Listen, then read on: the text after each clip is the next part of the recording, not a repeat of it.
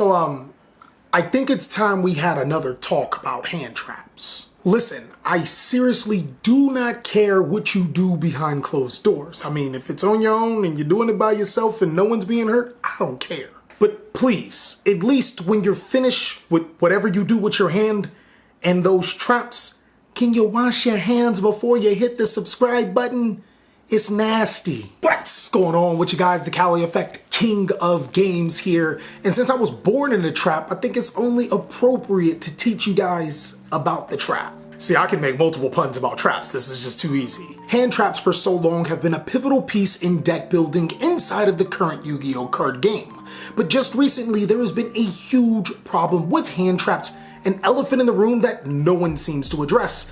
Unless I address it, and then you guys say that I'm wrong, and then I wind up being right, and nobody mentions me being right, and I just fade to the darkness until the cycle starts again. And in this video, we're going to be doing something similar. The times have definitely changed since 2017, I believe, when I made that video, but sometimes the concept should not. There is a huge shift in the current Yu-Gi-Oh meta, and every single time a shift in the meta happens, you should always question things that are considered normal and possibly innovate going forward. We see time after time again what happens when you stagnate, so even if you are necessarily wrong, questioning something is always better than not questioning it at all. I already sound like a conspiracy theorist. It's like you can apply this logic to anything and it works. In this video, I'm not only going to be breaking down to you what exactly a hand trap is, the difference between high and low impact hand traps, something that I don't think people have thought about, as well as are hand traps even good in this Yu-Gi-Oh format. So of course, if you're liking the vibe and want to be stronger, then be sure to destroy. Oh, that hurt. It hurts so much. I'll get over it. That subscribe button, but also be sure to hit that notification bell so we could stay strong. So without further ado, let's jump on in and talk about the problem with hand traps in this current format.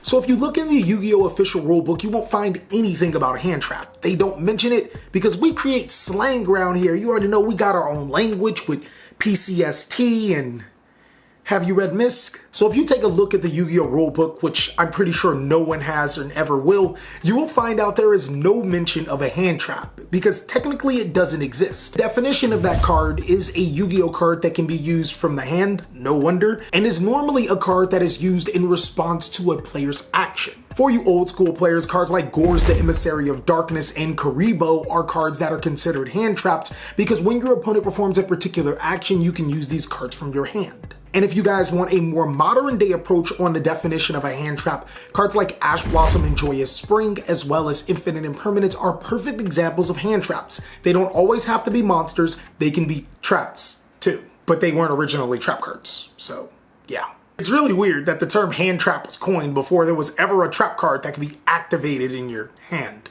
Maybe it's because Effect Veiler was probably the first trap. That means two things.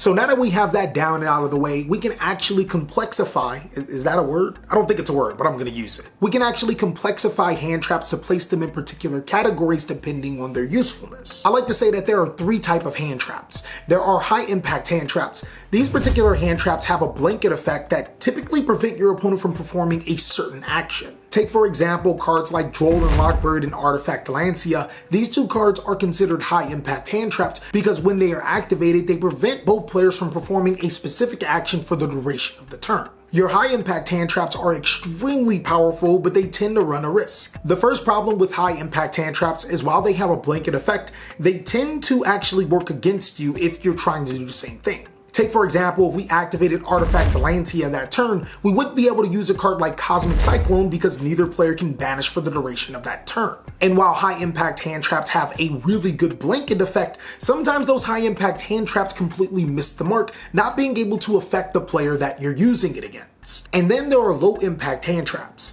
Low impact hand traps are cards that are typically trading 1-for-1 advantage, meaning that if your opponent uses a card, these hand traps are used in response. They typically get rid of that particular card and then they go to the graveyard. A really good example of low impact hand traps are again Ash Blossom and Joyous Spring and Infinite Impermanence. Both of these cards activate in the hand in response to a particular situation, and then after that they go into the graveyard. Now, the plus side to low impact hand traps is that they're a little bit more generic, and they also allow you to provide a source of disruption while your opponent is playing Yu-Gi-Oh! The bad part about these low impact hand traps is that they're low impact. These hand traps trade one card out of your hand for one disruption on your opponent's side of the field. Sometimes you can be punished for this, but we'll explain a little later. And the last of the three categories for the definition of a hand trap is a neutral hand trap. A neutral hand trap is a particular card that doesn't disrupt the opponent or is a blanket disruption. Typically, neutral hand traps do summon themselves to the side of the field or gain you some sort of advantage. Take, for example, cards like Gorz the Emissary of Darkness and Fantastical Dragon Phantasme. While they are hand traps, they don't necessarily have a blanket disruption in response like Artifact Lancia, and they don't provide any source of disruption like Ash Blossom and Joyous Spring. But these cards still are 100% hand traps, as they do activate in the hand in response to an opponent's action. So now that we're done with all that, you guys understand the difference between high, low, and neutral hand traps. You can use this to address every single format that you're in, but we can answer the brilliant question, the problem with hand traps. Hand traps in past formats used to be a surefire way to stop your opponent. I actually think that this is intricate game design by Konami, and we can even go through the history to be able to show you guys what I mean. Let's take, for example, one of the most relevant hand traps in Yu-Gi-Oh! History. Ash Blossom and Joyous Spring made its debut in the Maximum Crisis set, and this card was a complete terror. In that particular era of Yu-Gi-Oh!, one well-timed Ash Blossom and Joyous Spring could completely end a player's turn. And while Konami may have made one of the most sought-after Yu-Gi-Oh! Cards in existence at that time, they also planted the seeds of his destruction in that very set. Cards like Dragonic Diagram were introduced in that same set, a type of card that we necessarily haven't seen too often. Now, Yu-Gi-Oh! Back then, typically when you activated a very powerful card, you had to pay a particular cost, whether it was discarding a card or paying life points. Dragonic Diagram didn't have none of those. I mean, seriously, looking at Dragonic Diagram, it's still one of the most busted Yu-Gi-Oh! Cards ever printed. You can activate this card once per turn.